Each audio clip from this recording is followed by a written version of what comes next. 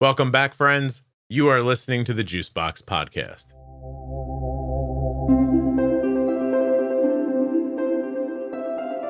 I'm Arnie. I've been type 1 diabetic since 1992, so going on 34 years now. I am, to my knowledge, the only free diabetes coach available. If this is your first time listening to the Juicebox Podcast and you'd like to hear more, download Apple Podcasts or Spotify, really any audio app at all. Look for the Juicebox Podcast and follow or subscribe. We put out new content every day that you'll enjoy. Want to learn more about your diabetes management? Go to juiceboxpodcast.com up in the menu and look for Bold Beginnings, the Diabetes Pro Tip series, and much more. This podcast is full of collections and series of information that will help you to live better with insulin. If you're looking for community around type 1 diabetes, check out the Juicebox Podcast private Facebook group, Juicebox Podcast, Type 1 Diabetes. But everybody is welcome. Type 1, Type 2, gestational, loved ones, it doesn't matter to me. If you're impacted by diabetes and you're looking for support, comfort, or community, check out Juicebox Podcast, Type 1 Diabetes on Facebook. Nothing you hear on the Juicebox Podcast should be considered advice, medical or otherwise. Always consult a physician before making any changes to your healthcare plan. Today's episode of the Juicebox Podcast is sponsored by the Contour NextGen blood glucose meter. This is the meter that my daughter has on her person right now. It is incredibly accurate and waiting for you at contournext.com/juicebox. Today's episode is also sponsored by ABLEnow, tax advantage savings accounts for eligible individuals with disabilities. If you or your child lives with diabetes, you may qualify for an ABLE account because of ongoing medical needs, and many people in the diabetes community do. With ABLEnow, you can save for future expenses without affecting eligibility for certain disability benefits such as Medicaid. Learn more and check your eligibility at ABLEnow.com. You spell that ABLENOW.com. The podcast is also sponsored today by Medtronic Diabetes, who is making life with diabetes easier with the MiniMed 780G system and their new sensor options, which include the Instinct sensor made by Abbott. Would you like to unleash the full potential of the MiniMed 780G system? You can do that at my link, medtronicdiabetes.com/juicebox. I'm Arnie. I've been type 1 diabetic since 1992, so going on 34 years now. I am, to my knowledge, the only free diabetes coach available. You're a free diabetes coach? Yeah, that's a terrible profit idea, right? No, I went through I hit my midlife crisis, right? I'm 38 years old. Yeah. Diagnosed at 5. I went through my I'm in the process of going through my midlife crisis. And I was like, I need to get involved in the diabetes community, but I'm an engineer. For me to get to be a CDE or to have those certifications, like I'm not going back to med school. Like I can't stop what I'm doing. I have 2 daughters and a wife to provide for. So I see these diabetes coaches, like you go through this health and wellness coaching certification process. So I did that. And then I went to try to go figure out how I was going to price my services. Mm-hmm. And I could not make myself do it. Okay. Hey, Arnie, real quick, you're tapping or moving a chair or something while you're talking. So just I'm sorry. Don't be sorry. Just sit a little still. Keep telling your story. I'm enjoying it. Okay. Yeah, no. So went through the coaching certification process, got certified, took my test, got my piece of paper. I've got the letters after my name now. I'm making the website. And then I started comparing what other coaches were charging. Yeah. And I know that people struggle to pay for insulin every day. How can I expect them or ask them to pay, the people that need the help, to pay $3,000 for 12 one-hour sessions? Is that what they're charging? It's crazy, Scott. It really is. Also, Arnie, when I asked you to be a little quieter, did you then go to a construction site? What just happened? No, you probably hear my girls. So they're in spring break. Oh yeah, that is definitely what I hear. Okay. There's probably a fight going on upstairs that my wife's trying to referee. You want to become a parenting coach and get up there and try to... No, I'm staying locked in the base. I'm going to lock this door to my office down here. I'm not going up there and getting involved. I'll get hurt. Arnie, let me pick through this a little bit, okay? Yeah, go for it. Okay, so you've had diabetes since, what'd you say, 92? 1992. Yes, sir. How old were you then? I was 5. Oh, okay. Do you remember what it was like growing up with type 1 and, what your experiences were like? We were very fortunate that we had very positive experience in the hospital. So I went into DKA, and that was on like a Friday of Labor Day in 92. And we went in, and I was in the ICU for a couple of days. And before we got discharged from the hospital, the doctor was basically like, my parents are sitting there and they're talking back and forth. And, I'm 5, right? I was getting ready to start kindergarten, but then we decided to hold me back a year to get the diabetes stuff under our belt. Mm-hmm. And mom and dad are like, well, he's got a soccer game on Saturday, and I think we're going to pull him out and not let him play, just so we can, get home and get settled. And the doctor stepped in and was like, no, you're not. He is going to play on Saturday, and you're going to bring him off the field when it's time for him to come off the field. You're going to check his blood. You're going to give him something to eat if he needs something to eat, and you're going to give him insulin if he needs insulin. Okay. You are going to figure this out. And that's really how it's been since then. Yeah, I was going to say that he started him off on a good foot. For sure. Incredibly blessed early on in my diabetes journey. 92. You taking injections? Do you remember when you got a pump if you got a pump ever, how old you were when that happened? Yeah, my first pump was 1999. We did injections until then. I remember getting an insulin pen and thinking that it was the greatest thing ever. Right. We don't have to carry a bunch of syringes around and a vial of insulin everywhere. Yeah, no, pens were a huge upgrade. Yeah. Yeah, but we were doing NPH and R early on, and then Ultra Lente for long acting when it came out before they pulled it off the market. And then my first pump was in 99, Minimed 507C, that sexy blue. And I still remember going through the training. And yeah, that changed my life for sure. It's fun talking to people who've had diabetes for a long time, and they talk about they had a pump that was a certain color, and they're like, that was so exciting. You could pick different colors, or, just happy not to have to inject anymore, that kind of stuff, the kind of simplicity of it. Now everybody wants can it do it by itself? Do I even have to tell it I'm eating? I have to think? Yeah, exactly. Yeah. And really, but it's not that long, in between you just being like, it was blue. And now people are like, I saw this morning, Ilet's still working on that dual hormone pump with, glucagon and insulin in it. So I don't know where all this is headed. Yeah. But it's super interesting. So you didn't have trouble having type 1, embarrassment, or trouble with other kids, or have we just not got to that part yet? No, I never really had any kind of trouble or issues. I was pretty athletic. So I was involved in sports. My dad was in the Air Force. So we moved around a lot. So I got really good at making friends fast to try to have strong friendships. Yeah. So I just put myself out there pretty quickly. Nice. Yeah, no, I never really had any run-ins or issues or no bullying or any of that. Pretty fortunate, honestly. And then you said you're an engineer. What kind of engineer are you? By education, chemical. By actual work and practice, more mechanical, a little electrical, but more mechanical and process systems type engineering. Your brain works that way? That's not a thing you have to force on yourself? No, I definitely don't. That's just how my brain works, which comes in handy with diabetes, because I think it frames my view of what I do on a daily basis and what the insulin's doing and all that. So I can think through that. Yeah. I had an experience recently. I think I've mentioned it once, but my son basically codes things and, has that kind of math brain, in that direction. And I was having a problem with something with the podcast, and he just kind of walked into the office and he's like, what's wrong? And I was like, I'm trying to figure this whole thing out. And I don't even think there was a pause, and he started talking, and he laid out what felt to me like directions that you would give a computer to fix a problem. And as soon as he got done, I was like, oh, that's right. That's exactly what I should do.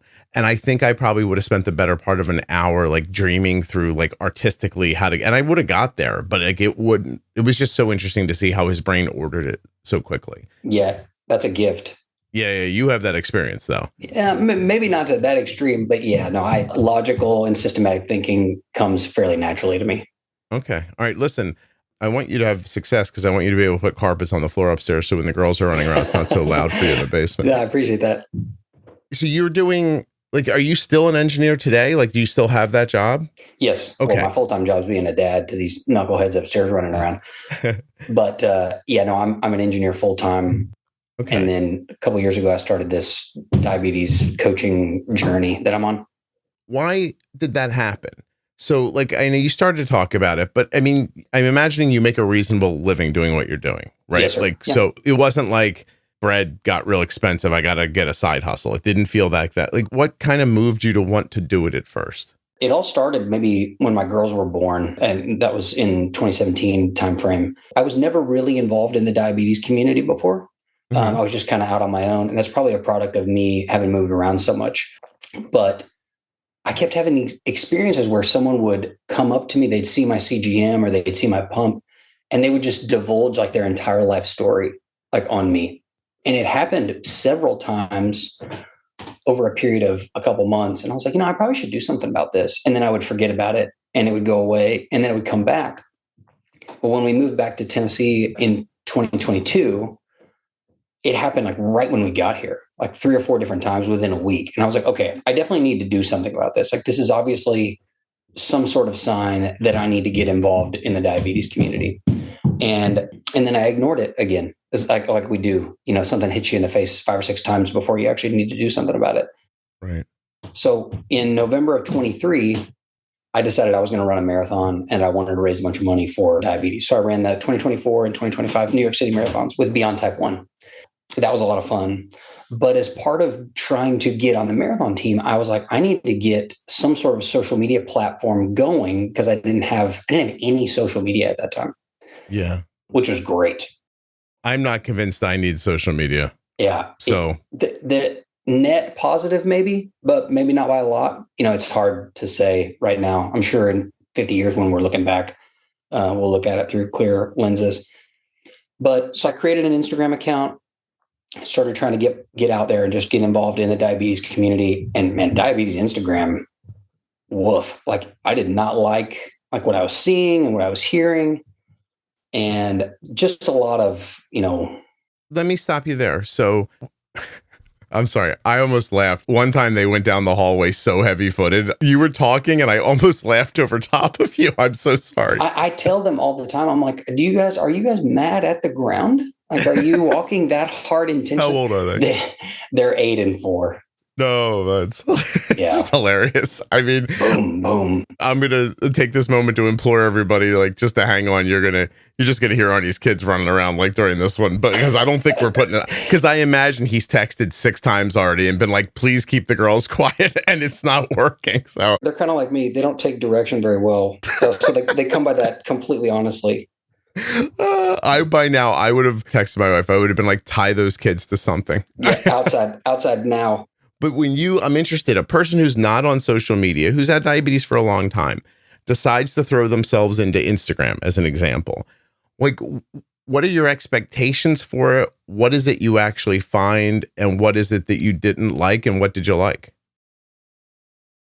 Unlike other systems that will wait until your blood sugar is 180 before delivering corrections, the MiniMed 780G system is the only system with meal detection technology that automatically detects rising sugar levels and delivers more insulin as needed to help keep your sugar levels in range, even if you're not a perfect carb counter.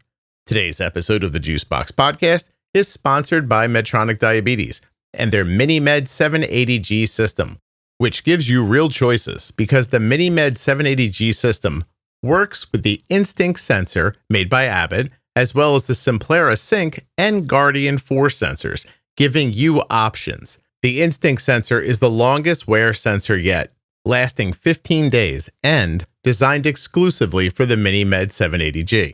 And don't forget, Medtronic Diabetes makes technology accessible for you with comprehensive insurance support, programs to help you with your out-of-pocket costs or switching from other pump and CGM systems. Learn more and get started today with my link, medtronicdiabetes.com/juicebox. The Contour NextGen blood glucose meter is sponsoring this episode of the Juicebox Podcast, and it's entirely possible that it is less expensive in cash than you're paying right now for your meter through your insurance company. That's right. If you go to my link, contournext.com/juicebox, you're going to find links to Walmart, Amazon, Walgreens, CVS, Rite Aid, Kroger, and Meijer. You could be paying more right now through your insurance for your test strips and meter than you would pay through my link for the Contour NextGen and Contour Next test strips in cash. What am I saying? My link may be cheaper out of your pocket than you're paying right now, even with your insurance. And I don't know what meter you have right now. I can't say that. But what I can say for sure is that the Contour NextGen meter is accurate. It is reliable, and it is the meter that we've been using for years. ContourNext.com/juicebox. And if you already have a Contour meter and you're buying test strips, doing so through the Juicebox Podcast link will help to support the show. I don't really know that I had any expectations, to be honest. I think I just got out there and started posting stuff, and really just about like diabetes and running. This is how I take care of my blood sugar while I run. I'm Arnie. I've had diabetes since 1992, yada, yada, yada. And what did I see? I saw a lot of, I'm not a, like I feel sorry for myself person. And I still see a lot of like, woe is me. Diabetes is the bad guy. And I think a lot of that is self-defeating, and that drives me nuts. So this will be an interesting question for you. Do you think that those people in general are trying to share their lives with diabetes, or do you think they're all trying to build up a thing so they could do something? Like, because you were there, admittedly, because you were like, oh, I'll be a diabetes coach, but I'm not, how am I going to find people? I'll get on Instagram.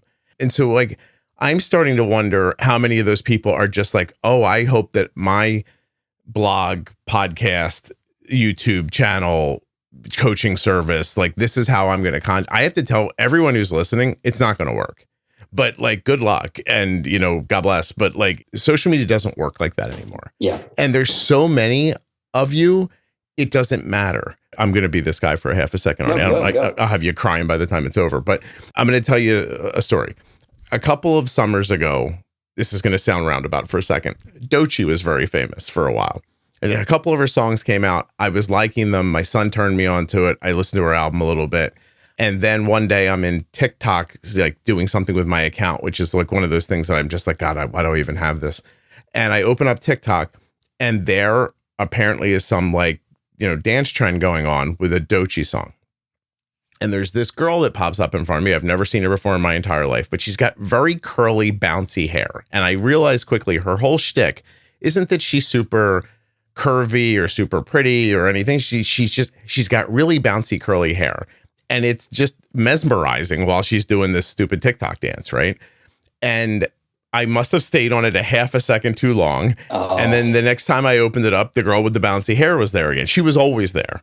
And before I knew it, I was like, I think I'm a person who wants to watch people's hair bounce while they're doing TikTok challenges. Like, I guess I am, right? But I also then tried to look at it more forensically because of what I do. And then before I knew it, in the next 6 months, girls with curly, bouncy hair was a thing on TikTok. Like, she got popular, and I mean like really popular. Like, she was millions of views on her videos. And then people looked up and went, oh, I guess if my hair was curly while I did these, it would help. And then there was countless of them. And it went from watching her be the one to it being so many of them that the algorithm stopped serving her to me. I don't know her name. Like, I couldn't even know. I wasn't following her. Like, I couldn't go find her right now if you paid me money. Do you know what I mean? Like, and so somebody did something, it got popular, and then people swarmed in to try to get a piece of it. And then all they did was ruin the whole thing. I've been talking a lot about this week, so I apologize for people who listen real chronologically, but this happened in diabetes blogging. There were 4 or 5 people writing these really great diabetes blogs, and then you woke up 6-7 years later and there were 4,000 people writing diabetes blogs. And like, that's a literal number. And then inside of 4 more years after that, blogging completely disappeared in the diabetes space, to the point where the person who I would mark as probably having been the most successful at it, she stopped doing it. Like, she stopped doing it. And when she stopped doing it, I was like, oh my God, there must be no audience at all if she can't draw an audience for it. And then I went off, I pivoted before other people, and I started making the podcast. So I have, you know, what I think business people would, you know, term like first movers advantage. Sure. Yeah. Like, I was out in front, and I mean, I'm pretty diligent, et cetera. Like I treat it very seriously and whatnot. But the only thing that's saving me is that I built such a lead that I live in a slightly different category from everyone else, because then they started coming like locusts after that. And I would tell you that I used to have a compulsion to pay attention to it, which I've not had for many, many years. But in the beginning, when I was more in the mindset that I was in a foot race and I was only a couple of steps ahead and I kept looking over my shoulder, I would pay attention to diabetes podcasts when they would pop up. And before I knew it, I'd gotten to 150 that had started and failed. And they all fail within a couple of months to a year, usually. And 1 or 2 hang on, sometimes 3 or 4 hang on. I can tell you that now, I don't know how many there are that are actively producing, but maybe 3 of them actually pop up on a top 250 chart once in a while, or they'll jump up and then fall out again like that. But even at that level in a subcategory, it's not a lot of listens. Do you know what I mean? Mm-hmm. And so now when I see somebody pop onto something and they're like, oh, I just want to share, I want to do this, what I think is you were trying to set up to make a business.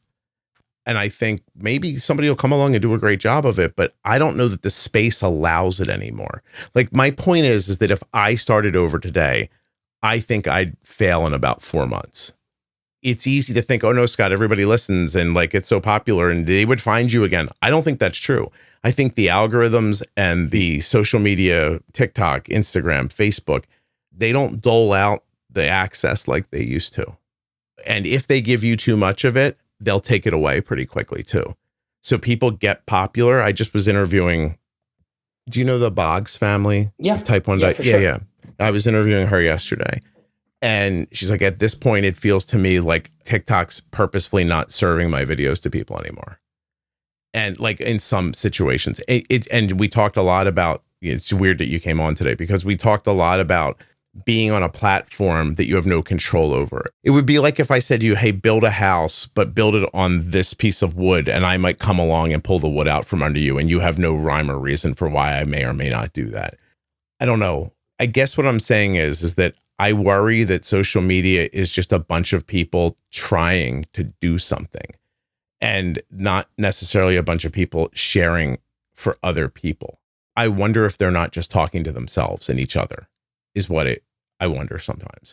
And maybe I'm wrong or pompous. I don't know exactly. But when you get there, you see a lot of like, woe is me. Is that the phrasing you used? As I told you earlier, ABLEnow is sponsoring this episode. ABLEnow, of course, tax-advantaged ABLE accounts for eligible individuals with disabilities. If you or your child lives with diabetes, you may qualify for an ABLE account because of ongoing medical needs. Many people in the diabetes community do. With ABLEnow, you can save for future expenses without affecting eligibility for certain disability benefits such as Medicaid. And thanks to updates to federal law, ABLE accounts are now available to more people than ever before. That means more individuals and families can use ABLEnow to save and invest. Funds in an ABLEnow account can be used for a wide range of everyday needs, including education, transportation, healthcare, assistive technology, and more. There's no enrollment fee, and you can open an ABLEnow account with a small initial contribution and build from there. Learn more and check your eligibility at ABLEnow.com. That's ABLEnow.com. ABLEnow.com. Yeah, kind of woe is me. Yeah, kind of like not a lot of positive, I'll say, diabetes content. Like, hey, you can actually go and do stuff and live a normal life. And I mean, there's content, right, where, you know, people are filming site changes and things like that, but not a lot of like positive. I don't want to sound like a motivational speaker, but, you know, just a positive outlook on life with diabetes. Do you know why that is? Probably because it's not popular. Yeah, nobody cares to watch it. Which is insane to me. Yeah. The algorithm supports how people's brains work, and people's brains either want woe is me or they don't want to be involved. They want complaining. They want, you know, they like that. That's why political news is so popular, right? Like, because it's just arguing. And listen, I put out a lot of positive stuff. It never gets traction. I just put up a post the other day. This is a good example. I put up a post the other day saying that Juicebox Docs has been completely revamped. So if you're looking for an endocrinologist or a nurse practitioner or somebody who a listener has said has been really good, I have a pretty extensive, beautifully searchable webpage where you can go look for those people. It's free. It doesn't cost anything. I put up a post about it. People don't see it. They don't click on it. You're not blaming them. The algorithm's not showing it to them. And so then the next day, for fun, just to make myself feel bad, I put up a picture of gummy bears that has 25,000 views. Right. Perfect. Yeah. And so a meaningless post about nothing with gummy bears that taste nice and bring up your blood sugar. You could try to build that up and then slip in some good stuff again. It won't work. So when people get on originally and they're like, hey, I'm Arnie and this is really great information. I'm a runner. I have type 1 diabetes. I'm pretty good at managing it. I know that's hard for people. Here's how I do it. Doesn't matter. It's not going to take off in that system. People, the algorithm, the world, it doesn't care about that. It's sad. And I don't like it either, but it's partly why my thing's still able to work, because I was able to build an ecosystem that is not those others. But then you have to wait for people with that interest to find it and come to it. And then you have to hope it's valuable enough to them that they tell somebody else about it. And then you've got to wait for them to tell somebody else who's actually looking for that kind of information. It is a very slow burn to build something like this. If you wanted me to complain about Instagram around diabetes specifically, I hate that people with diabetes felt like they had to lean into trends to get views. And then on a completely separate note, I cannot explain to you, nor can anybody else I know who works in this space or pays a lot of attention to it, explain to you why site changes are so interesting to people. Yeah, it's fascinating why that is, but that's a lot of the content. But it's because it's the only thing that gets views. Yeah. Even the tech stuff is starting to die. The new CGMs come, that kind of stuff, right. Exciting tech news, that's almost done too. You even watched it happen with cell phones and computers. That used to be a big space in social media. The new computers out, the new, people got tired of it. They don't care anymore. It's interesting how things ebb and flow. What's his name? Oh God, I wish I could remember. There's a guy who lives in Jersey who does tech stuff. He's huge, but I'm watching his views go down. Car stuff was huge for a while. That's going down. I used the example the other day that during COVID, reptile YouTubers were huge, and now they're almost completely collapsed. And I think talking about diabetes technology, no disrespect to anybody, I think it might follow this trend too. It ain't getting that much better anymore. I think that's the idea. Before it was hey, people had right? You just said it. It was so exciting to go to a pen. Right. Right. And then meters came out. I used to be able to get 50,000 clicks, putting up a picture of a new meter and saying, hey, there's a new meter out if you want to check it out. It would draw people in. If I put up a picture of a meter now, nobody would look at it. Unless you complain about that meter using our complaining logic. Exactly. And that's even not working as well as it used to. Complaining about CGMs not lasting, it's not as attractive social media wise as it used to be. So I don't really talk like this very much, but I'm trying to help people. And at the same time, I don't want to be doing the stuff that just hijacks the part of you that loves to complain or be mad or whatever. I'm not into that. I'm not going to do that. And so I'm always looking at where people are, trying to imagine how I could offset that with better content.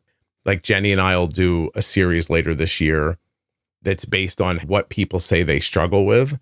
But instead of complaining about the struggles, we're just going to say, hey, look, do you struggle with this? Because in a recent thing we did, 765 people said they struggle with this specific thing around type 1 diabetes. Here's content about how to help you not struggle with it. Instead of leaning into the struggle. I hate the woe is me stuff. I'm insulted by it. Yeah, understood. Yeah. Yeah. And now, of course, I found a way to talk while your girls were quiet. But tell me, you get there, you have that experience, you're thinking, I'm going to start a coaching service. I got a coaching certification. And then what do you mean you didn't have the heart? What were you, first of all, learning people were charging for it? I was looking at other coaches, other diabetes coaches, and I realized that the diabetes coaching, I'm going to call it an industry. It's like a side industry. There's this niche in the market where people don't want to go to their endo, or their endo isn't helpful, or whatever. Mm-hmm. We've all had those experiences. So these diabetes coaching services started popping up. And there's a lot of them. Yeah. but they charge like crazy amounts. We talked a minute ago. I make a comfortable living. Like, I'm not doing this to try to get out of my golden handcuffs job. Right. Mm-hmm. So I was like, you know what I'm going to do? I'm going to open my DMs on Instagram and I'm going to start advertising that you DM me whatever you want to, and we'll talk about whatever you want to talk about. Do you have a question? We can talk for a month. We can talk for a day, whatever you want to talk about. I'm a free diabetes coach. Because I kept going back to these same people who are charging what they charge would then turn around and be like, insulin should be free. Like, the incredible hypocrisy I felt like I was seeing, and I'm a hypocrite too. Insulin should be free, but you should pay me $3,000 for 12 one-hour sessions of my time. Well, if we're going to be completely honest, Arnie, it's a business that's focused pretty much on people from a certain background through a certain age range with a certain income. Sure. Right. Agreed. Like, yeah, totally agree. You're selling something to somebody that can afford that. And by the way, I don't think there's anything wrong with it. If you want to sell a $3,000 service to somebody and they can afford it, and when it's over, they're going to have a better outcome, then you know what? Maybe that's worth it to them. And that's awesome. I come from the perspective with the podcast. The reason there's advertising on the podcast is because I thought, like, I don't think people should have to pay for this. Right. And I think diabetes coaching, or maybe a lot of different life coaching, I think it all kind of falls into the same bucket, which is to say that, like, life's not as hard as you think it is when you're struggling with it. Right. You just don't know the answer, or you don't have the pathway laid out in front of you. You know, you can use people's finances as an example. You know, I just helped a person very close to me, a young person that in their mid-20s had gotten themselves into $25,000 worth of debt already. And it was completely ruining their life. And not just that, like, not just day to day, like, they were working to pay credit card bills at this point, sitting in their house, eating ramen noodles, you know, gaining weight, paying off credit card bills that weren't going to be paid off for about 14 years if they didn't buy another damn thing ever, which wasn't happening because they couldn't afford anything to begin with, right? They were already stuck in that cycle. They asked me about it one day and we started talking, and I said, I can put you on a plan to be out of this in 18 months. Like 18 months, you'll be clear and you'll probably have $5,000 saved. And they were like, I'll do that. And so I laid out for them how to do it. To their credit, they did the things I said. They're 6-8 months into it now. Everything's going exactly the way I said it was going to. But the secret here is, I'm not some financial genius. I am just a person with common sense. Right. And when I talk about diabetes, it's the same thing. I'm not like some like diabetes guru. Diabetes is simple at its core. And if you follow the steps, generally it works out about the way you expect it to. And then you can learn from that, build on it, and make your own thing. It's very simple. Your basal has to be right. You have to pre-bolus meals. You have to understand the impacts of your food, you know, fat, protein, makeup of the food, that kind of stuff. Your insulin to carb ratio has to be right. Your insulin sensitivity has to be right. You have to have good settings. You have to have good settings and time the insulin well and understand the impact of the food. It's the whole damn thing. Shut the podcast off right now. You don't have to listen anymore. Yeah, okay. That's right. That's it. So if there are coaches out there helping people, except for the people who have really difficult situations, there's a ton of variables around it. Maybe that's where the coaching is most helpful. Like, that's actually what I like about Jenny, is that, like, after she sets you up and gets you going, where her value with you is that, like, she talks to you every week and talks through the variables that are impacting. Like, you've got the stuff set now, but other things still aren't going right. That's great. If you can get somebody to coach you through that, if you can get somebody to say to you, do this with your money, do this, put this here, blah, blah, blah, because you don't know any better, because nobody ever taught you, then there's a ton of value in that.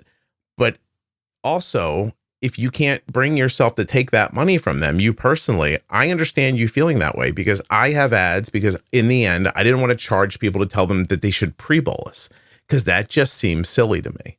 Right. Understood. Yeah. And I didn't need the money that bad.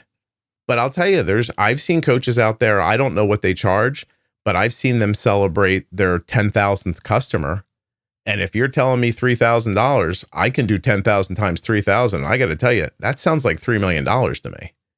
So maybe I'm wrong. Maybe it's more than that. You know, like maybe my math is terrible. Hold on a second. Let's do it together. You might change your mind before this is over. You might say, you know what? You'll be like, hey, Scott, you know what? Hold on. But no, if I had 10,000 customers over a handful of years and charged each of them $3,000, I'm sorry, would I have $30 million? Is that right? Can that See, 3,000's got 3 zeros in it and 10,000 has 4. Is that right? I think that's right. See, there's a thing that sounds insane. Hold on a second. This is crazy. I know I'm right, but hey, ChatGPT, what's up? Hey, Scott. Not much. Just here to help you out or bounce ideas if you need. What's on your mind? Something about Bling Right, huh? Yeah, no, I just did some math and it seemed crazy to me, so I just wanted to back it up here. If I charged 10,000 people $3,000, would I have $30 million when it was over? Yeah, that math is right on the nose. 10,000 people each paying $3,000 would indeed get you to $30 million. It sounds huge when you say it, but the numbers don't lie. Well, thank you. Hey, listen, I'm recording a podcast right now. Is there anything you want to say to the people listening to the Juicebox Podcast before I say goodbye to you? Well, hello, Juicebox Podcast listeners. Just a reminder, whatever big idea you're dreaming of, do the math and then go for it. And keep listening to Scott. He's got good stuff for you. That was a great sales pitch. Yeah. Jeez. For ChatGPT and for you. I should have her do the ads. Yeah, for sure. Done. Wow. Maybe I'm going to change my mind. You all got to pay me. What the hell? So I think what you're seeing there is, you have a platform that you could probably make that leap and get to those numbers, right? I don't know. I think my thing with diabetes coaching in general is that, I just struggle with the people that need the help. How do you get them the help that they need? And then they have to be coachable, right? That's the other piece, which isn't up to me. It's up to them. Yeah. No, listen, also to say that it's not worth the money. There are some people that they're difficult to help. It's a slog. So they come to you and they say they want help, and then you start helping them and then they fight with you the whole time. And at that point, the 3,000 probably doesn't seem like enough. Also, could you all just send me $5? Like, would that work? I think I could just retire if that happened. Yeah. You'd be moving in no time. Moving. Yeah. I told Arnie before we started recording, I was thinking of moving. Listen, I still feel the same way. Do I want $30 million? Yeah, but no, at the same time, because that's not really, you said, Scott, I'm sure you have a big platform. You could do that. I couldn't, because you'll very quickly find out who's willing to part with $1 and who's not. And most people just aren't. For me, part of keeping it free, this thing for you guys, keeping this thing free for you guys, part of it is this, very, very simply. I worked in a credit union when I was a kid in the marketing department. And we were in this meeting one day trying to figure out how to get people to come into a branch to do something. I forget what the hell we were doing. And I said, why don't we just put dog shit in a bag and write free dog shit on it? And everybody looked at me and I said, I think my point is that people like to get free stuff. Why don't we just put a gift out? And I think you'll draw people in. People are unwilling generally to pay for things. Yes, somebody found, thousands of people to pay them, a couple of $1,000s a piece, that's fine. But that's not that many people still. For a business, it's insane. 10,000 customers at a couple $1,000s. That's an insane business, right? But 10,000 people, what are there, 2 million Americans living with type 1 at this point, or 2 million people across the world? Or I don't know how many people I think it's 2 million in the US. Yeah, that's okay. Right. Point being that 10,000 of them is not a meaningful percentage. It's a great percentage for that business. It's not great for people living with diabetes. And so what I chose to focus on was reaching as many people as I could, with the idea that get your settings right, pre-bolus your meals, understand, how fat and protein impact later, that kind of stuff. And then I've tried to add a lot to it since then. But I thought I don't want to help 5 people. I want to try to help as many as possible. That's been my goal.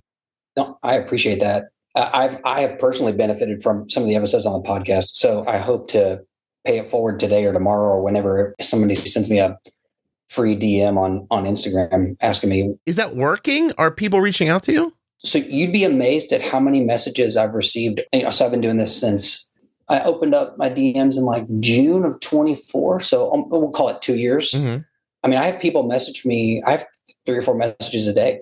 Yeah, that doesn't surprise me at all. But there's no part of you that says if I got 3 or 4 messages a day, why don't I drop the price to $500? If I'm doing it anyway, why don't I collect some money from it? You're not feeling that way?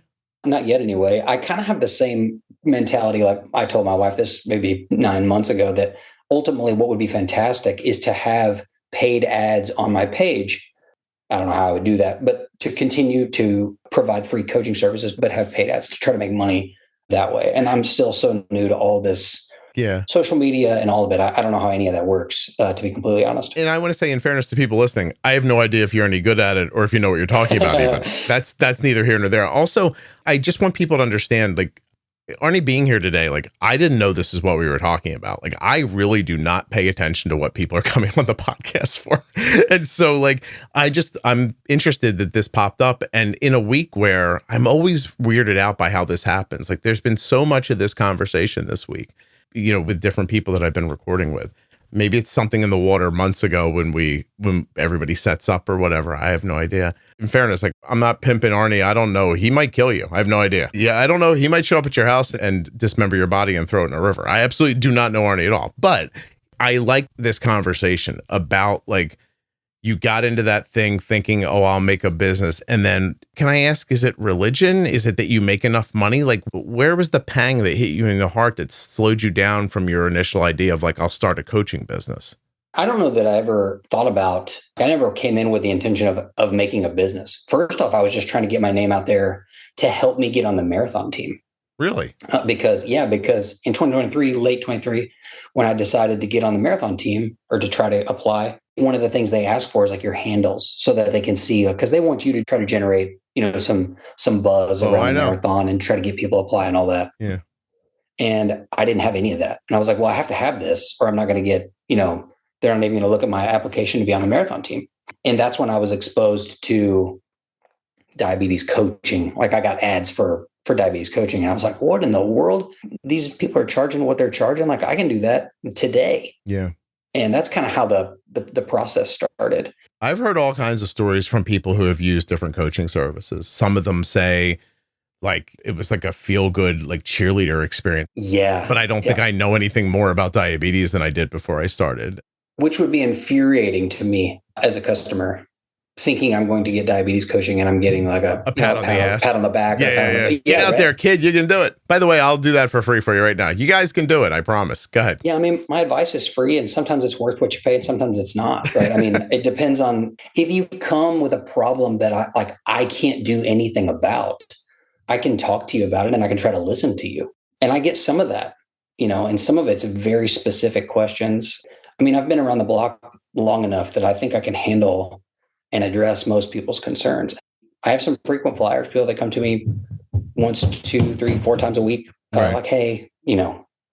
Well, can I ask you a question? What if it got so popular that it took up all your time? Because, like, I went out to lunch with Arden yesterday and I was working, like, sitting there, like, from my phone. Right. Because there's something I had to do. I mean, this podcast and the surrounding community around it encompasses most of my waking hours. And, like, I don't know what you all were doing last night at 1:00 in the morning, but I was sitting up fixing code on a web page. And you know what I mean? Like, when it turns into that and your wife is like, hey, you don't talk to us anymore because you're coaching people for free online, that's going to be a loggerhead for you. We've had some of those conversations already. Not that I've spent a sufficient amount of time to, like, her to warrant, like, hey, dummy, like, we're still married and you have kids, like, you need to help me take care of. But by the way, I don't know how long you've been married, but I assume the hey, dummy part every time my wife opens her mouth, even if she doesn't say it out loud. Yes, sir. 100%. It's there. Said or unsaid, it is there. I feel it. I'm so sorry. Go ahead. Yeah. No, you're exactly right. But we've had some of those conversations, like, what would it take to have to leave work? Does this become a full-time thing? Like, I can't do it. You know, I can't do 2 full-time jobs and be a full-time dad. Mm-hmm. So we've had some of those conversations way too prematurely, right? Sure. I don't have any idea what I'm doing with trying to build this. I'm literally just making this up as I go. I think that's part of the fun, honestly. Yeah, the scaling is near impossible. You know, Kenny Fox has been on here a number of times. He's really great with Loop, and he has a service like this. It's a pay service.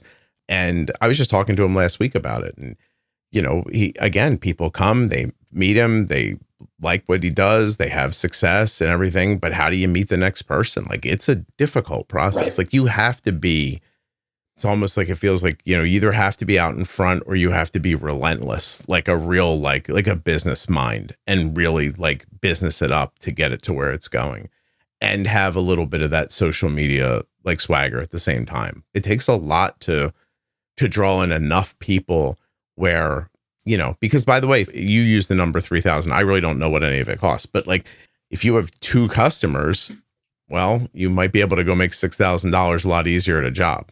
You know what I mean? Like that, and especially when one of them leaves and now suddenly your income's $3,000 and then you lose the next one and you can't find the next one again. Like that's different. I mean, but basic math, and this is how people make money online at this point. Like, right? Like you don't need all of the customers. You just need enough of them to make a living. That is a business model that's all over America and maybe the globe at this point, right? Like, think about it. 10 people paying you $3,000 over 12 weeks, you made $30,000 in 3 months. You made $10,000 a month, just like that. That's more than a fair living. And if you do it well and you can scale it to 20 people, then now you make $20,000 a month.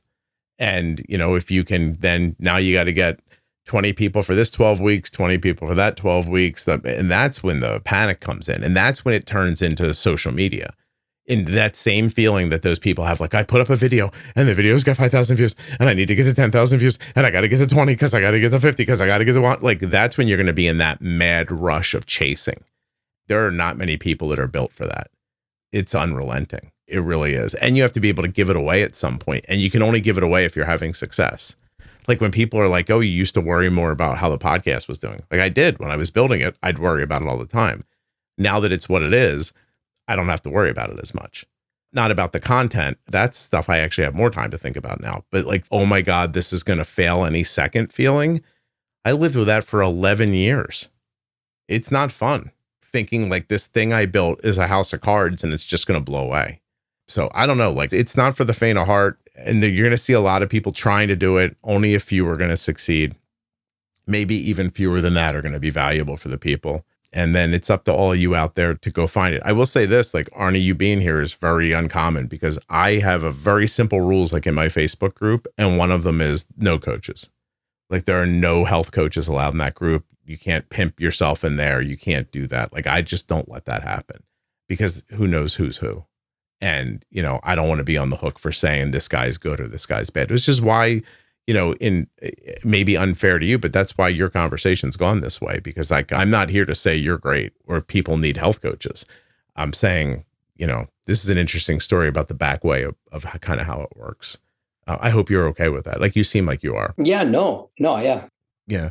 It's been an interesting journey so far, and I'm looking forward to seeing where it's going. We've talked about a lot of different things. I had a couple of bullet points that I thought I was going to try to go through today, and I think we've touched I'm Arnie, which has been fantastic because the conversation has flowed. No, tell me what we have time left. What else is on your list? I'm a parent of 2 kids. I see parents who, I'm going to use the word like paralyzed by not trusting the tech, right? Because we want to trust the tech. We rely on the tech because the kids don't know their blood sugar symptoms just yet.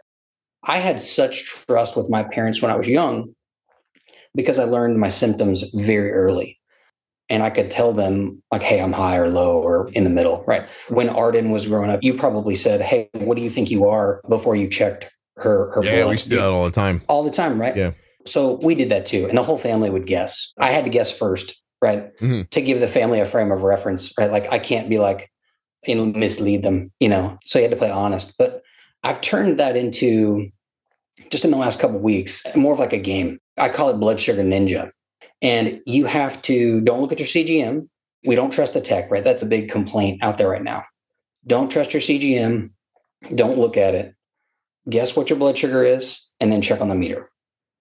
And then report your results is something that I'm trying to push right now really hard to try to teach kids through their parents, teaching them to know what their blood sugar symptoms are. And you can start out by saying, do you think you're high, low, or in the middle, right? Because back in the day, we didn't have CGM. So anytime I was checking, I was going to either give insulin for a meal or something was wrong. And I needed to correct either be a high or a low. Well, Arnie, is that actually a valid way to figure out what your blood sugar is? Because people can get accustomed to higher blood sugars and not feel it anymore. Like, hey, listen, I'll tell you, like, I appreciate the idea because I've done it as well. Like, hey, what do you think you are? Trying to get her to feel like whatever she feels right now and give her context for it. But I also told my daughter, if how you felt was a valuable measure, we wouldn't need this meter or this CGM. How do you balance that? I think that's why you check. You feel what you think you are and you check. You don't rely completely on what you feel, just like you don't completely rely on the tech. Like people will say, my CGM's telling me I'm this, and I definitely know that I'm not. It's a similar vein of that, right? And I'm not saying that you should get rid of your CGM. I'm not saying you should get rid of your tech. But I think going through the, hey, what do you think you are? Or playing what I call blood sugar ninja. Yeah. And you're exactly right about people being accustomed to being higher, right? So ideally, your blood sugar is in range and you begin to feel how you're supposed to feel. You feel normal when you're in your normal range, right? Let me go back to something we talked about earlier and maybe like warn against something a little bit. So you said, I see people online that say they don't trust their technology. You see it a lot, right? But we also said that people just like to complain online because that's the only thing that gets views. Sure. And when people are newer at things and don't understand how stuff works as much, they are more apt to run to the internet to tell the internet how bad this thing is. Agreed. Yeah. And I would just warn against this. We said earlier, if there's 2 million people living with diabetes and you see 50 of them online complaining about the Libre, that means there's a lot more of them out there who are not complaining about it. It's easy to see people online complaining and thinking that's how things are going.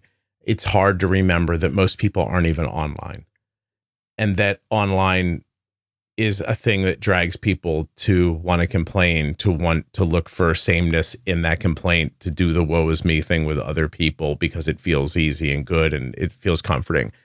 Contextually, I started writing a blog in 2007, January. I started making this podcast 2015, January.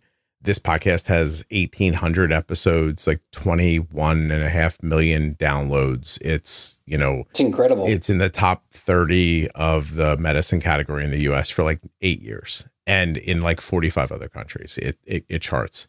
And I see a lot of people and a lot of conversations. And what I can tell you is that when you get past the beginning part and get to the rest of it, and go talk to those people again, they don't talk about it the same way anymore. So you have to be careful that you're not listening to the uninitiated or the recently initiated when they complain. Now, I'm not saying that all the technology is perfect or that it doesn't need to be improved. I'm certainly not saying that. As a matter of fact, I'm spending a lot of my time over the last couple of weeks and then in the coming months doing a consulting kind of a thing with Dexcom to tell them all the things that I see people talking about, that, they're doing a lot of fact finding and want to make sure they're doing the right stuff. Thank you for doing that. Oh, no, please. I'm being paid for that. So don't worry. No, but still, companies need feedback. So I appreciate you doing that. Yeah, no. It's a big chunks of time, like when they do it, but like whatever, like you just make space in the calendar and do it. Right. But like, so that's important. But the other thing you learn when you sit down with a bunch of people who really know what they're talking about and are using the device is that they've figured out a lot of ways to not have those problems. Or you start realizing the things that other people might be doing incorrectly that lead to some of the problem. Like there's a lot more to it than just the thing is supposed to be perfect and the thing didn't perfect. And I'll tell you something, I hope it doesn't sound out of context and like pompous. I've used that word like 3 times today, but but I will tell you that I think that part of my job is to ignore what people think they need and give them what they actually need. I don't know if that makes sense or not. It does completely. Yeah, it makes complete sense. If you knew what you were doing, sometimes you wouldn't be asking the questions you're asking. And so when I sat down with that person to help them with their money, everything they were saying was wrong. You could tell how they got in that situation. And then they started offering ideas like, well, I tried this and I tried that and I tried this. I'm like, yeah, none of those things were going to work. You don't know that because you don't have the context for it. Nobody educated you about it. Your parents didn't raise you well with this information, right? Whatever. Switching that over to diabetes, when you hear people complaining, they are sometimes just complaining because contextually they're lost or they don't have the right education or they don't understand something. And taking the cue from them about where to go next is only going to keep you on their path. So anyway, that's a long, long way of saying, like, be careful of how you judge the value of what's needed based on what you see people arguing about or complaining about on the internet, because they are the minority. They often don't know what they're talking about. And if they did, these aren't the things they'd be asking for help with. Does that make sense? No, it does. And I appreciate that advice. Yeah, no, seriously. You're going to help people. You got to help them, not just hold their hand while they're saying the wrong thing and go, yeah. I know how much this sucks. Because you can tell them how much it sucks, but then you got to get them to pivot from the thing they want to do or the thing they're inclined to do to the thing that's actually going to help them. And some people are going to hear that and think, oh, that's just a person who's a little farther ahead on the path, looking back and helping people behind. And there are some people who are going to feel lost, hear that and think I'm an asshole for saying it. Like, you don't understand me. You don't understand my life. Yeah, I hear you. But I bet you I could sit with you for a couple of days and make 5 or 6 little tweaks to the ideas you have or things you do and put you in a different position. And you might think differently about this a week or 2 from now. It's fantastic to watch people, like the human psychology, like of those 2 responses. You think you're talking to someone about what you think they need and not what they're telling you they need, but they can't get to that path yet because that path hasn't been laid in their brain quite yet. It's fascinating to watch. And they believe what they see. Yeah. And there's no reason for them not to. Like, right? Like, people don't make poor decisions. Forget diabetes. Like, people don't make poor decisions because they get up in the morning and they go, I'm going to make a bunch of decisions that 6 months from now will put me $10,000 in debt. And then 2 years from now will put me $25,000 in debt. Let's get moving on that. Every step along the way, this person I'm talking about was doing what they thought was right. They were trying. They just didn't have all the facts. And they were in a system that was, hedged against them. They were already set up to lose. You can't. And finances for people who don't have a lot of money and can't just buy their way out of a problem is very simple. Like, once you get behind, you're screwed. When you hear me talk about insulin, what do I say? Get ahead, stay ahead. Right? Like, it's all the same stuff. Like, I try to say this over and over again. Like, I don't think about diabetes any differently than I think about everything else in the world. Like, get ahead, stay ahead, have a good foundation, know the next thing that's going to happen. Trust yourself, trust what you know. You see something happen, trust it. And it's hard advice to take. And sometimes it's hard to do in the moment, but that's why you go to someone else and say, I'm struggling. And then when you get to them, you tell them, no, you're wrong. Like, I don't help people one-on-one privately at all. But I used to a long time ago before I had the podcast. Like, I was one of those people that somebody'd be like, you should ask that guy. He might be able to help you. And I've talked to a lot of people, but like, at some point your time becomes valuable. More people are reaching out to you. And I used to start these conversations by saying, listen, I'm sure you feel like you want to explain to me everything that's happened to you for the last year, and why you're in this situation. But with absolute respect, I'm going to tell you, if you knew what you were talking about, you wouldn't be on the phone with me right now. So why don't we just start with what I think and let's see where that gets you? And like, I let people talk it out on the podcast because it's valuable when you're listening to hear their thought process and how it misled them. Because then, you can say, oh, well, wow, I'm doing that too. Like, you know what I mean? Like, there's a value for having that conversation that way. But when you're one-on-one with somebody, maybe other people are better than I am, but I don't have the fortitude to listen to your crazy path of bad decisions. Like, you know what I mean? Like, I didn't let the person tell me like all the things they did wrong to get them in the debt. I was just like, yeah, well, you don't know what you're talking about. Well, try this. And how does those past decisions affect your advice to them now? It doesn't. It doesn't matter. No, it's meaningless. You've sailed to the new world and you've burnt the ships. Like, we're at the new world. Like, let's go. Yeah. Yeah. Don't tell me how we got here. I know how we got here. Again, not because you were not trying intentionally. Yeah. Nothing intentional about it. Like, you just don't have good.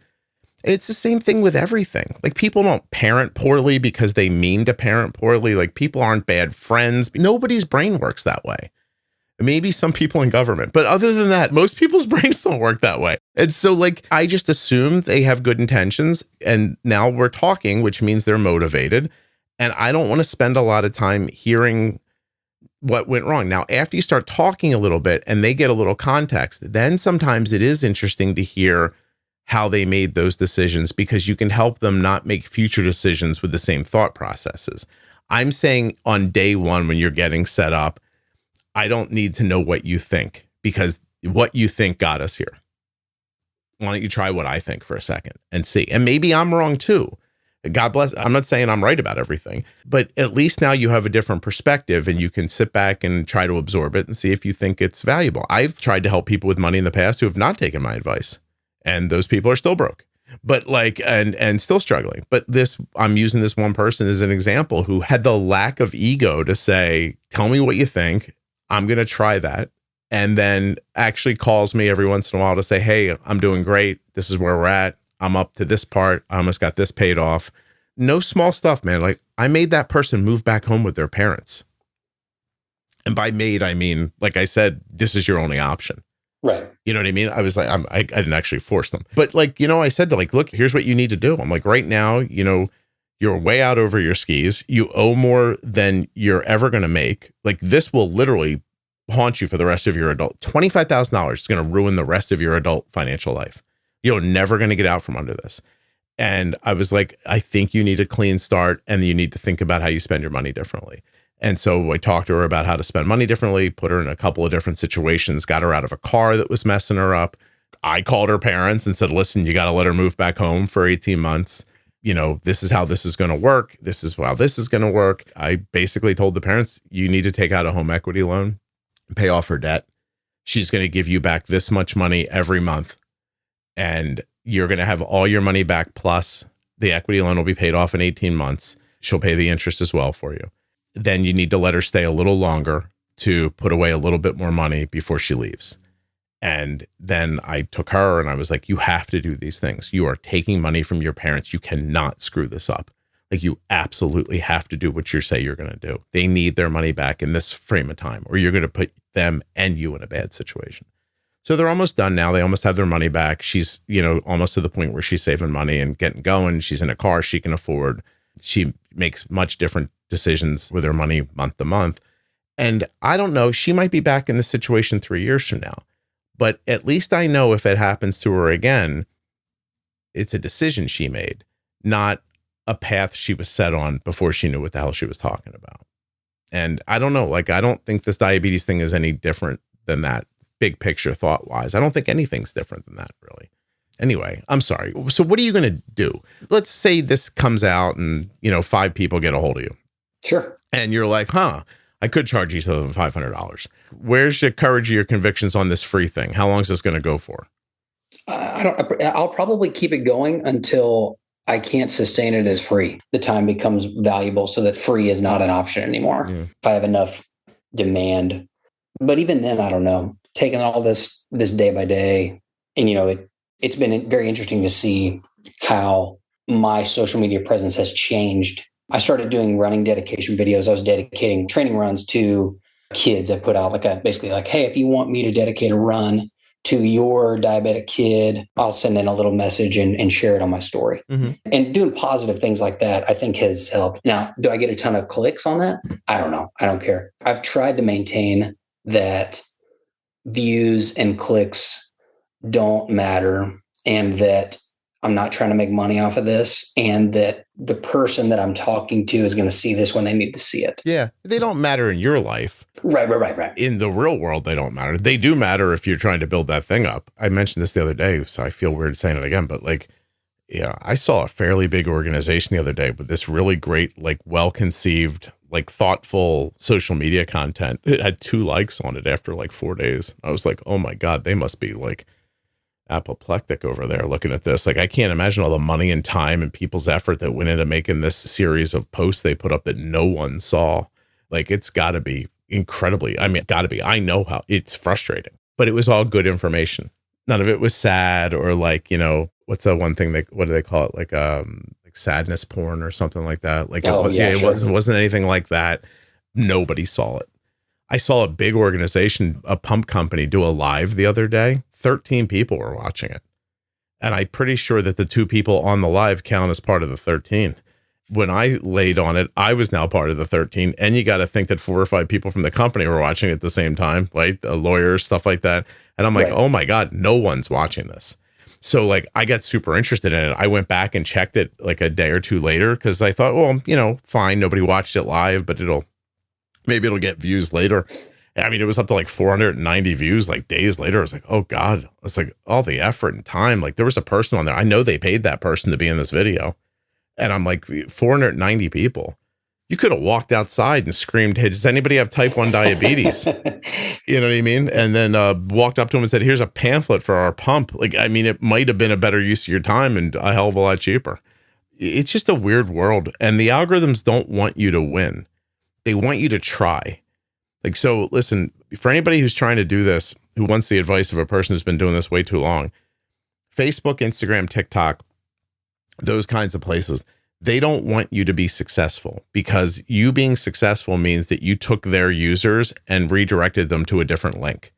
And they don't want their users to leave their platform. They want them to live there constantly as long as they can, so they can feed them as many ads as they possibly can.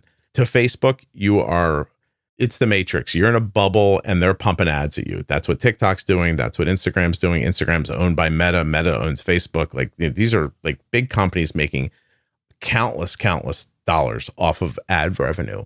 They can't serve you ad revenue if you're not in their system. So what they do is they carrot you, Arnie, and they carrot me. They go, look, if you come here, you can build an audience and you can build a life off of that audience. That's what they're saying to people. And then they get you in there and you do all the work. You make the content for them. You draw in the people. You build the fan base up. You get people interested in what you're saying. You draw in more people from them. So they are using you as the magnet to bring in people that they can serve ads to.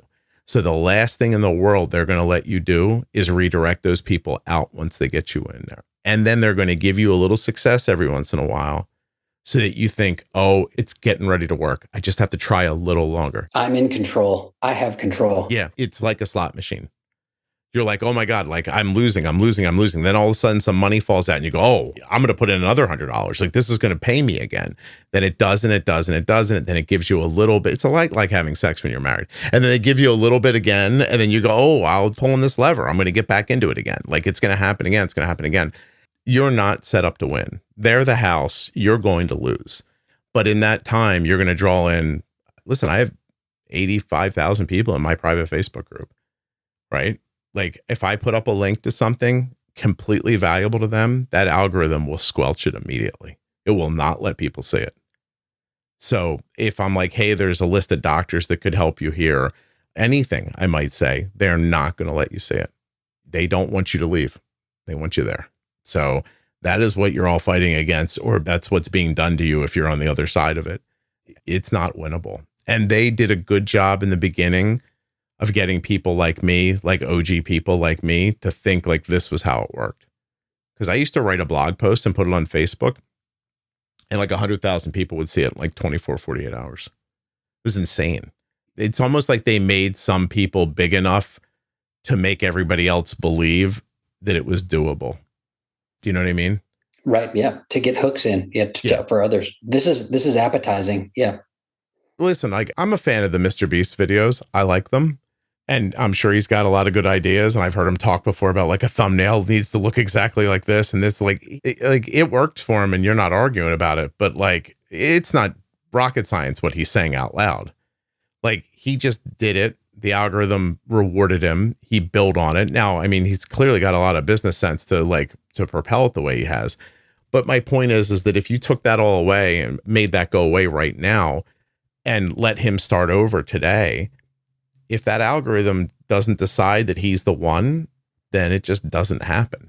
Right. You know, it's the casino. It's this. I refer to it as a social media casino. It's funny you said the slot machine. Yeah, that's what I call it. That's exactly what it is. And listen, I had a lovely person that works at Facebook was nice enough to get on the phone with me one time because I was trying to figure out what I was doing, and I used everybody listening to the podcast, and I reached out and I said, "Does anybody know anybody who works at Meta?" And got a hold of somebody.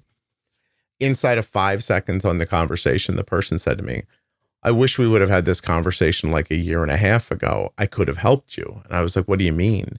And they said, oh, just recently they took away our ability to turn up people's volume. And I was like, what are you saying? And she's like, basically a year and a half ago, I could have just decided to make your podcast more popular on Facebook. They control the throttle. Isn't that insane? She said employees were allowed to kind of like pick and choose and amplify people when they wanted to. And I guess what was happening was that people were starting to sell it. So they stopped it from happening. But that's not the point. The point of it is I'm working my ass off trying to get good information out to people. And what you're telling me is there's an invisible hand holding my top of my head where it is. And it can push my head down if they want to, or they can let it rise up if they want to. It's not my effort or the quality of what I'm doing that keeps me where I am. It's an unseen electronic force that says this is as popular as you're allowed to be. Which sounds un-American.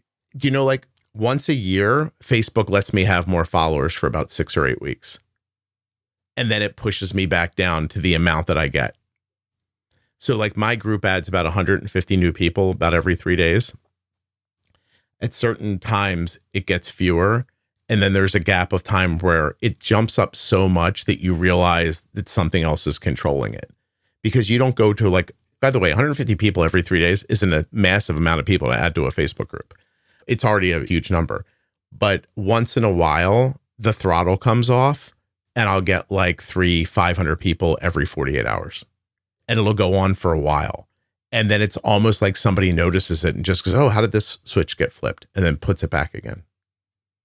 Downloads for the podcast work the same way.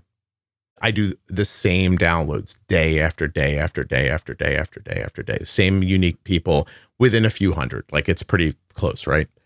And then a new iOS comes out for Apple and it's clear they just didn't tune it exactly the way they want. And all of a sudden, thousands and thousands more people heard the podcast that day. And then they put out a patch to the iOS and it goes back to where it was. It's really interesting. Like you are not in any kind of control of this stuff at all. And that's my point of saying what I said earlier is like, if you're trying to build a business on the back of that platform, you are setting yourself up to put a lot of effort and time and maybe money, blood, sweat, equity into something that literally somebody could just go like, oh, why is this switch like this? And then it's over. But everyone thinks that the switch is going to get flipped the other way and they're going to be Mr. Beast when it's done. And I'm telling you, he's the guy. They're not going to let that happen to other people. Yeah, he escaped the asylum. Yeah, he's the one that got away. It. He is it now. Yeah. They're beholden to him at this point. You know what I mean? Like the lunatics took over the asylum is an exact right way to say, like, not that he's a lunatic, but like he got, he broke out and there's nothing they can do about it at this point. So, but that's not going to happen. It's the same thing. I use this example so much, but my son used to play baseball with this kid who was so nice, but he was so small. And his parents were really tiny.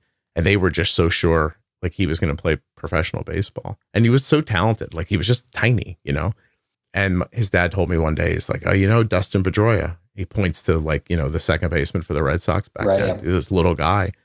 And I was like, yeah, that's him. He got that. The league's not going to fill up with 5'5" second baseman. That's not going to happen. And then they go, well, Jose Altuve. And I went, okay, well, there's two. I'm like, your kid's not going to be the third one. There's not going to be 50. I'm like, this is a random thing that happens to random people for random reasons. It's not a thing you should plan for. Your 5'6" kid should not be planning to be a professional baseball player. You don't plan to win the lottery. Yeah. Well, yeah, exactly. I'm sorry. I talk so much during this, Arnie. I almost feel bad. No, you're good. So I'll button this up for you here. How do people find you on Instagram or wherever you're going to be? I hope this helps you. I don't know that it will, but like give people your socials. If it does help me, so be it. And if it doesn't, so be it. That's kind of the great thing. Me being free, I don't lose or gain anything. I get incredible satisfaction from people who come back to me and go, hey, I did what you told me to. And I'm feeling a lot better, or I've improved. So feels good, doesn't it? Where my payment is. It's so good. Yeah. Doesn't it feel great when people are succeeding? Wonderful. Yeah. So my socials are at type_run_diabetic, type run diabetic on Instagram. I'm not on TikTok. As a 38-year-old man, I can only manage 1.25. I could say the quarter. I'm on Facebook as well. I can only manage 1.25 social media platforms at a time. It's a lot of work, and the worst kind of work, Arnie. The kind of work that, as you're doing it, you're like, I know I'm wasting my life right now. Well, it's funny. I get to doing it, and I'll finally think like, I think I know what I'm doing, and then I don't. Like it like the rug gets pulled out from under me. And not that I have like incredible content, but it's like, oh, I did a much better job editing that reel, Oh yeah, I forgot. I still don't know what I'm doing. And meaningless. And it doesn't matter. And it's gone. Yeah, no. What I've learned is just hold the camera in front of your face and talk and don't even edit it. It's really not worth the effort of the time. What I've learned is that me not being in my content is my best content. I have a post where I have a trunk full of diet soda. I went to the grocery store for 2 cans of green beans, and they were having buy 3, get 3 free 12 packs of diet soda. So I bought like 6 different kinds and took a picture of all that in my trunk with the 2 cans of green beans that I meant to go there for. I posted, this is without a doubt the best time in history to be living as a diabetic. Yeah. And I do believe that sincerely, whether we talk about Diet Coke or all the tech we have available. And it's almost at 1 million views. Isn't that funny? Like what? Can I tell you, I've never done anything that's gone viral ever. I find that hard to believe. Never. My most popular blog post is a picture of a guy with type 1 who's in such good shape that he's got like no body fat and he's wearing his pod on his chest. And the idea was like, hey, listen, if this guy can wear an Omnipod, I don't want to hear from my kid's too lean. Right. And the other one was I took a picture of myself one time. I was exhausted. I put arrows all over it to like the bags under my eyes and all the stuff that was going wrong with me. And I was like, this is how you can tell your kid has type 1 diabetes. That's maybe the most popular thing I've ever done. And I think the Pro Tip series alone has well over like 500,000 downloads. And the Omnipod 5 series has a lot, hundreds and hundreds of thousands. What I mean is like, I've never like held my camera up, took a picture, and then suddenly been like, there's 1 million views on this. Like I've never once happened. I don't imagine it ever would. I don't even know what I would do if it did. Like, I don't think it would matter. I saw this great video the other day of this girl's like making content. And, you know, it's pretty popular to tell people how much money you make, like making content. No, I didn't know that. Yeah, there's a content level of just content creators showing other people how much money you can make making content. I hate that. I also hate the one where people tell you how to be successful. Yeah. I'm like, I'm successful, you can be too. And I'm like, no one can. If you have to say I'm successful. Well, they are. They have a lot of views, but all they're selling is hope. Yeah, right. All they're saying is like, do you want to get where I am? I know you do. Like, this is what I did to get here. And by the way, if you go to ChatGPT, which I know people have done, and say, how do I make my stuff more popular? Everything it gives you back will not be valuable. It will be right. It's the only thing you can do, but it won't actually work.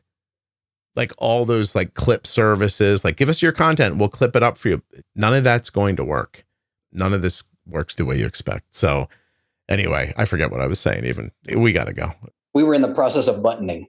I was buttoning. What was I buttoning? We were buttoning up. No, yeah, good. Well, we're done then. Arnie, I appreciate you doing this. I don't imagine this went the way you thought it was going to. I didn't know what we were going to talk about before we started. And you maybe had the misfortune of coming on a week where I've already been complaining about social media a lot with my recordings. But like, I do really appreciate the conversation. And I hope you find a way to help people for free. And I hope you're so valuable to them that it turns into a real business for you and it's valuable. You know what I mean? So. Yes, sir. I appreciate that, Scott. Absolutely. Thanks for having me on. Oh, of course. Hold on one second.